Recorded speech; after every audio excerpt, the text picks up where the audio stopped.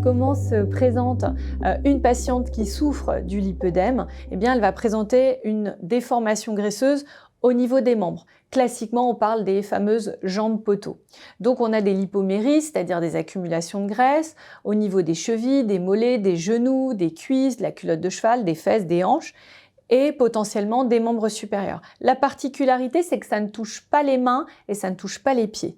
Donc ça, c'est assez intéressant, ça nous permet d'éliminer les diagnostics différentiels que sont l'insuffisance veineuse et le lymphœdème.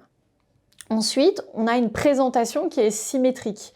Dans le lymphœdème, par exemple, on a une présentation qui est asymétrique. C'est un membre plutôt qu'un autre qui va être touché. Dans le cas du lipœdème, les deux membres sont à peu près identiques. Également, on a une temporalité dans l'apparition de symptômes et de cette accumulation de graisse après les périodes à risque que sont la puberté, la grossesse et la ménopause. Alors au niveau de la présentation, ça se présente donc par des déformations accompagnées de symptômes. Ces symptômes sont la douleur au niveau des membres inférieurs, essentiellement pendant les chaleurs et en fin de journée. Il peut y avoir également des douleurs au moindre toucher, voire des douleurs neurologiques qui sont tout à fait possibles.